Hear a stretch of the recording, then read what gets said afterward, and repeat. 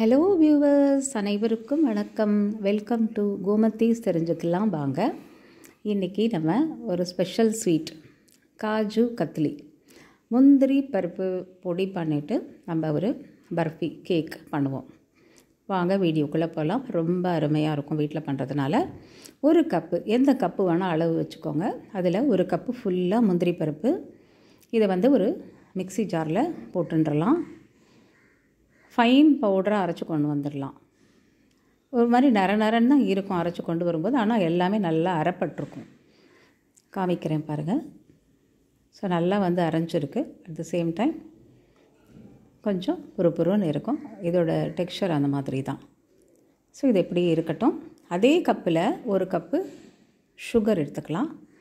சுகரை ஒரு பேனில் போட்டுக்கோங்க. பாகு காய்ச்சணும். அரை கப்பு தண்ணி அதே கப்பில்.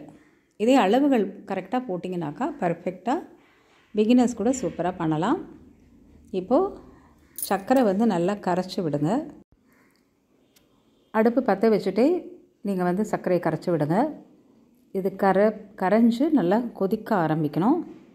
இப்போது கொதிக்க ஆரம்பிச்சிடுச்சு. அடுப்பை கொஞ்சம் கூட்டி குறைச்சி வச்சுக்கோங்க. முதல்ல ஹையில் வச்சுட்டு அப்புறம் மீடியம், அதுக்கப்புறம் லோ. எப்பப்போ எப்படி வேணுமோ அது தகுந்த மாதிரி மாற்றி வச்சுக்கணும். இப்போ கொஞ்சம் ஏலக்காய் பொடி சேர்த்துடலாம். கொஞ்சம் ஒரு அரை டீஸ்பூன் கலந்து விட்டுட்டே இருங்க.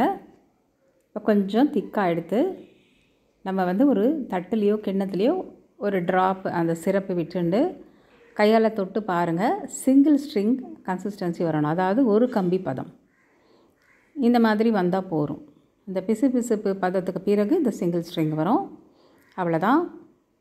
இப்போ நம்ம அந்த முந்திரி பருப்பை பொடி பண்ணி வச்சுருக்கோம் இல்லையா, அதை சேர்த்துடணும். இதில் அடுப்பை கம்ப்ளீட்டாக சின்னதாக்கிடுங்க. நல்லா கலந்து விடணும். நல்லா கலந்து விட்டுக்கிட்டே இருங்க. கொஞ்சம் தண்ணியாக இருக்கிற மாதிரி தான் இருக்கும், பயப்பட வேண்டாம். ஏன்னா இதெல்லாம் ட்ரை ஆனதுக்கப்புறம் சூப்பராக செட் ஆகிடும். முதல்ல நல்லா கலந்து விட்டுடலாம். இந்த கலந்து விட்டுட்டே ஒரு நிமிஷம் அளவுக்கு குக் பண்ணினீங்கன்னா போகிறோம். கொஞ்சம் தண்ணியாக இருந்தாலும் பரவாயில்ல. அடுப்பு ஆஃப் பண்ணிவிட்டு ஒரு ஃபியூ செகண்ட்ஸ்லேயே அது கொஞ்சம் கெட்டிப்படும். நம்ம ஒரு ஷீட்டுக்கு மாற்றிடலாம். கடைசியாக ஒரே ஒரு டீஸ்பூன் நெய் மட்டும், ஒரே ஒரு டீஸ்பூன் நெய் போகிறோம். அவ்வளோதான். நல்லா கலந்து விட்டுட்டு ஒரு நிமிஷம் குக் பண்ணால் போகிறோம். அடுப்பை ஆஃப் பண்ணிவிடுங்க. அப்படியே வச்சுருங்க. நம்ம பட்டர் ஷீட் போடுறதுக்குள்ளே கொஞ்சம் டைட் ஆகும். பட்டர் ஷீட்டில் போட்டு பண்ணும்போது நம்மளுக்கு அதை ஸ்ப்ரெட் பண்ணுறதுக்கு ஈஸியாக இருக்கும்.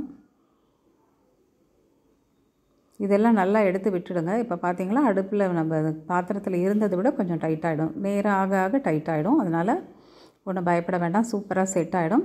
பட் அந்த சூடு இருக்கும் பொழுதே நல்லா ஸ்ப்ரெட் பண்ணி விடணும். நல்லா ஸ்ப்ரெட் பண்ணி இப்படி ஸ்ப்ரெட் பண்ணி நல்லா அதை லெவல் பண்ணிவிடுங்க. ஏன்னா அதுக்கப்புறம் அது ரொம்ப ஆறி போயிடுதுனாக்கா நம்மளுக்கு அந்த பீஸ் போடுறது ஒரே மாதிரி இருக்காது ஈவனாக.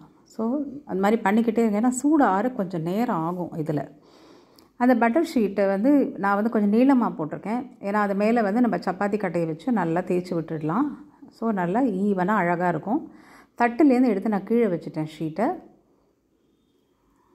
நல்லா ஸ்ப்ரெட் பண்ணிவிட்டு நல்லா அமுக்கி நல்லா லைட்டாக ப்ரெஷர் கொடுத்து உருட்டி விடுங்க. பீஸ் போடுறதுக்கு நம்மளுக்கு ஈஸியாக இருக்கும். அவ்வளோதான். இப்போ பீஸ் போட்டுக்கலாம். பர்ஃபெக்டாக வந்துடும். என்ன ஷேப் வேணுமோ போட்டுக்கோங்க. யூஸ்வலாக டைமண்ட் ஷேப் இருக்கும். நான் கொஞ்சம் இன்றைக்கி ரெக்டாங்குலர் ஷேப்பில் தான் போடுறேன்.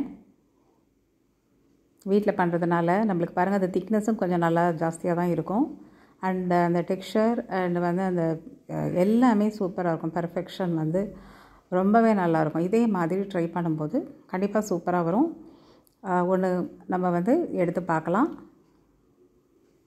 ரொம்ப நல்லா இருக்குது. நல்ல திக்காகவும் இருக்குது. நீங்கள் தின்னா வேணும்னா இன்னும் கொஞ்சம் நல்லா ஸ்ப்ரெட் பண்ணி விட்டிங்கன்னா தின்னா வரும். இதுவே 2 பீஸாக கூட வந்துடும். நம்மளுக்கு சாப்பிட்றதுக்கு ரொம்பவே அருமையாக இருக்கும். பெர்ஃபெக்டாக இருந்துச்சு. நீங்களும் கண்டிப்பாக ட்ரை பண்ணி பாருங்கள் இந்த தீபாவளிக்கு. சேனல் ஃபஸ்ட் டைம் பார்க்குறீங்கனாக்கா சப்ஸ்கிரைப் பண்ணி வச்சுக்கோங்க. பெல் ஐகானை கிளிக் பண்ணி ஆல் அப்படிங்கிற ஆப்ஷனை கிளிக் பண்ணி வச்சுக்கோங்க. ஃபேஸ்புக்கில் பார்த்தா ஃபாலோ பண்ணிக்கோங்க. பிடிச்சிருந்ததுன்னா லைக் பண்ணுங்கள். கண்டிப்பாக ஷேர் பண்ணுங்கள் உங்கள் ஃப்ரெண்ட்ஸ் எல்லாருக்கும். நம்ம இதை எடுத்து ஸ்வீட் பாக்ஸில் வச்சோன்னாக்கா நிஜமாக திறந்து கொடுத்தோன்னா நம்மளுக்கு வந்து வீட்டில் பண்ணின மாதிரி கடையில் ஸ்வீட் வாங்கிட்டு வந்த மாதிரியே இருக்கும். ஸோ நம்ம வீட்டில் வந்து பண்ணும்போது கண்டிப்பாக இது ஆரோக்கியமாக இருக்கும், ரொம்ப டேஸ்ட்டாகவும் இருக்கும், குவான்டிட்டியும் நல்லா வரும், நம்மளுக்கு வந்து நாமினலாகவும் இருக்கும். கண்டிப்பாக ட்ரை பண்ணி பாருங்கள், நம்மளால் எல்லாமே பண்ண முடியும். உங்களுக்கு ரொம்ப பிடிச்சிருக்கும்னு நினைக்கிறேன். அனைவருக்கும் தீபாவளி நல்வாழ்த்துக்கள். Stay healthy viewers. Thanks for வாட்சிங்.